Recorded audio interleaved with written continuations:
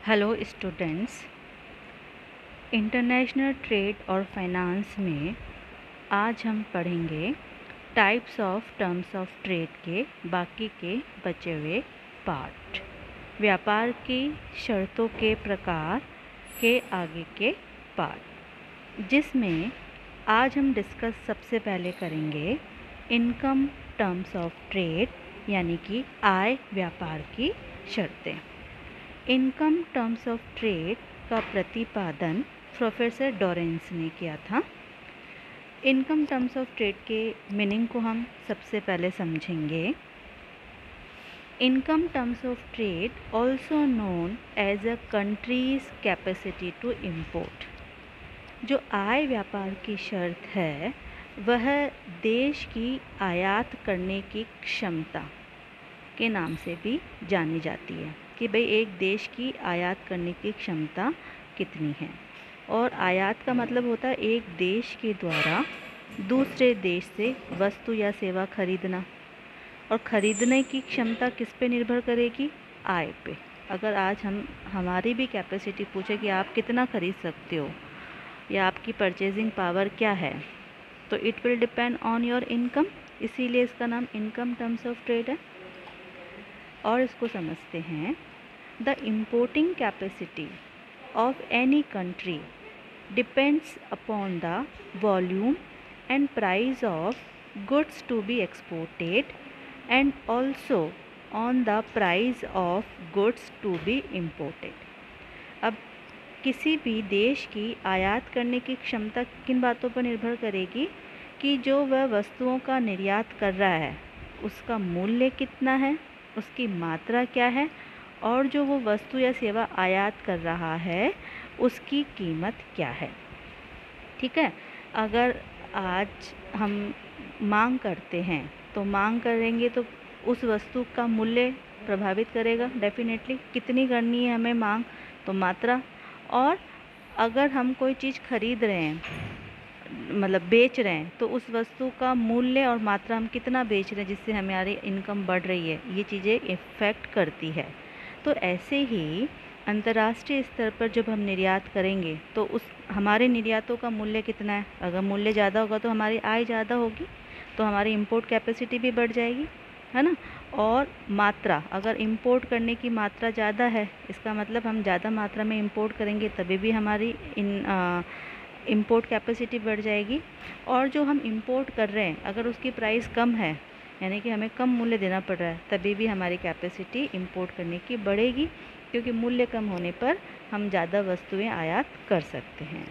Hence on change of value in any one of PX मतलब price of export, QX मतलब quantity of export, and PM मतलब price of import, the value of quantity imported will also change.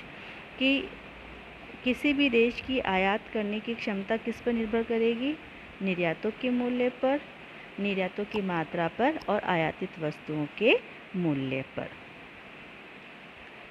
Hence, the import capacity of any country will increase in following condition।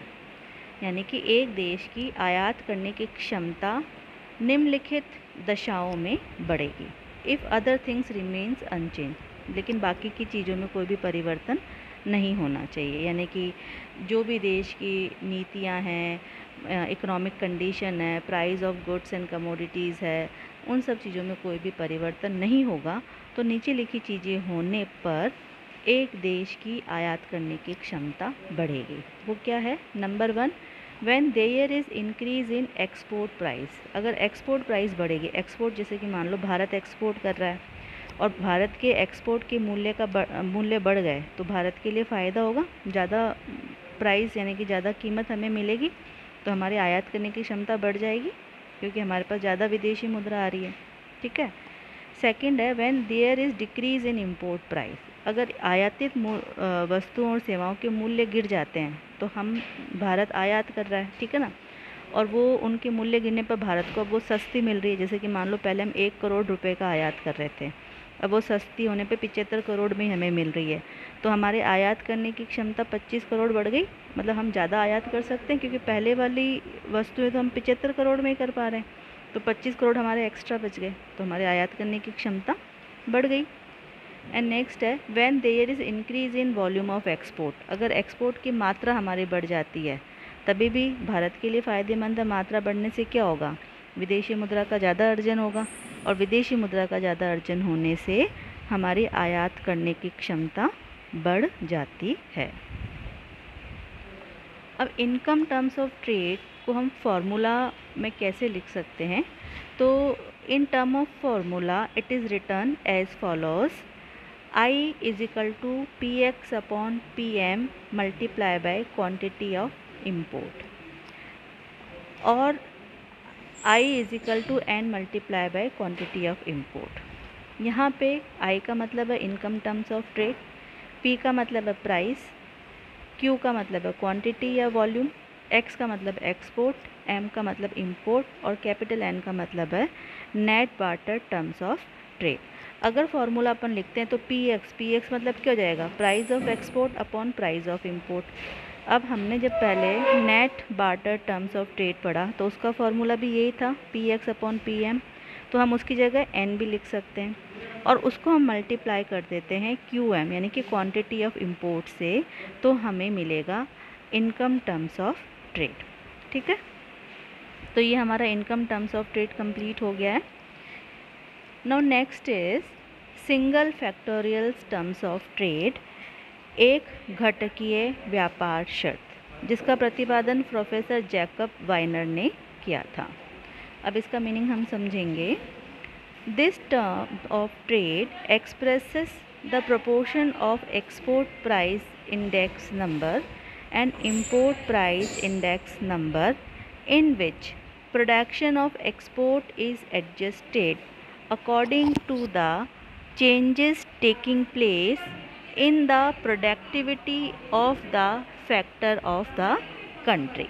यानी कि यह व्यापार की शर्त निर्यात कीमत निर्देशांक और आयात कीमत निर्देशांक के अनुपात को व्यक्त करती है, यानी कि PX अपॉन PM, जिसमें निर्यातों के उत्पादन को देश के साधनों की उत्पादकता में होने वाले परिवर्तनों के अनुसार समायोजित कर लिया जाता है, कि जो भी निर्यात की उत्पादक सूचकांक है, उत्पादक के जो घटक है, जिससे कि निर्यात की मात्रा में परिवर्तन करके हम उसको एडजस्ट कर लेते हैं, तो ये है single factorial terms of trade.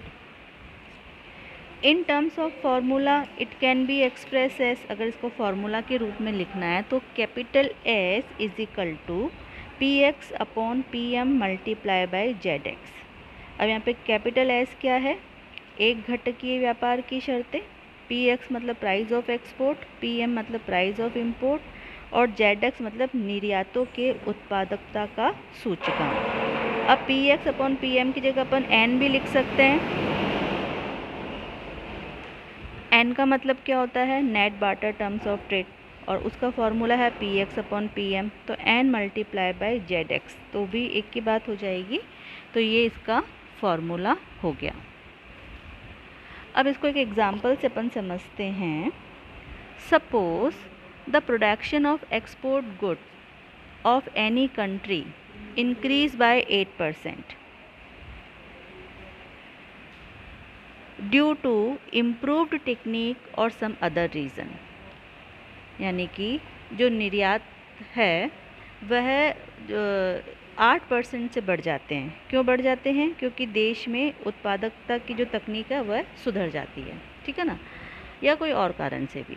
Then it will mean that for producing export goods at previous level 8% less resources will be required. यानी कि अगर हमें पुराने जितनी ही मात्रा का निर्यात करना है और उत्पादकता 8% से बढ़ गई है, इसका मतलब क्या हो गया, पुरानी लेवल तक का उत्पादन करने के लिए हमें 8% कम रिसोर्सेज की रिक्वायरमेंट अब है, ठीक है। Hence if export prices are reduced by 8% as compare to import price. अगर निर्यातों का मूल्य कम हो जाता है 8% से आयातों के मूल्य की तुलना में, तो वैसे देखा जाए तो ये तो नुकसान है कि निर्यातों का मूल्य कम होने पे हमें आय कम प्राप्त होगी। बट चूँकि हमारा 8% की प्रोडक्टिविटी इम्प्रूव हो गई है, तो उस नुकसान की हमारी भरपाई हो जाएगी और ये हमारे लिए कोई भी विपरीत स्थिति पैदा नहीं होगी। It will not spoil the position of the country. Hence, if export price reduces as compared to import price and if productive capacity of export industry goes up, it will not have adverse effect on the position of the country। यानी कि अगर export price गिर भी जाती है लेकिन अगर productive capacity export की बढ़ जाती है तो ये हमारी कंट्री की, देश की स्थिति पर कोई भी विपरीत प्रभाव नहीं डालेगी। That's why single factor terms of trade take into consideration the changes related to factor of export industry। अब हम पढ़ेंगे double factorial terms of trade, द्विघटकीय व्यापार की शर्तें। इसका प्रतिपादन भी प्रोफेसर डॉरेंस ने किया है। सबसे पहले इसका मीनिंग समझेंगे। If product technical coefficient of import is also included in determination of terms of trade along with export, double factorial terms of trade may be ascertained। इसका मतलब है कि यदि व्यापार की शर्तों के निर्धारण में निर्यातों के साथ साथ आयातों के उत्पाद तकनीकी गुणांक को भी शामिल कर लिया जाए तो द्विघटकीय व्यापार शर्तें प्राप्त होती है। एक घटकीय व्यापार की शर्तों में तो हम निर्यातों की उत्पादकता का सूचकांक शामिल करते हैं और द्विघटकीय में निर्यातों की उत्पादकता का सूचकांक के साथ साथ आयातों की उत्पादकता का भी सूचकांक हमें शामिल करना होता है। If we make net barter terms of trade favourable to changes taking place in the productivity of import and export producer, net barter terms of trade will convert into double factorial terms of trade। यानी कि यदि हम शुद्ध वस्तु व्यापार की शर्तों को आयात एवं निर्यात उत्पादों की उत्पादकता में होने वाले परिवर्तन के अनुकूल बना दें तो वस्तु व्यापार की शर्तें द्विघटकीय व्यापार की शर्तों में परिवर्तित हो जाएगी। इसे अब फॉर्मूला के रूप में समझेंगे। In terms of formula D is equal to ZX upon ZM multiply by N। D का मतलब है double factorial terms of trade, ठीक है। ZX का मतलब क्या हो गया, एक्सपोर्ट प्रोडक्टिविटी इंडेक्स नंबर यानी कि निर्यात उत्पादकता गुणांक, और ZM का मतलब हो गया इंपोर्ट प्रोडक्टिविटी इंडेक्स नंबर यानी कि आयात उत्पादकता गुणांक या निर्देशांक, और कैपिटल N का मतलब हो गया net barter terms of trade. और net barter terms of trade क्या होती है, PX अपॉन PM। तो इसको हम ऐसे भी लिख सकते हैं PX upon PX upon PM multiply by ZX upon ZM या ZX upon ZM multiply by N, एक ही बात है। तो if there is increase in D मतलब क्या हो गया, double factorial terms of trade. अगर इसमें बढ़ोतरी होती है, it indicates that in return of 1 unit of factor of the country used for export production, more unit of foreign factor used in import production may be obtained।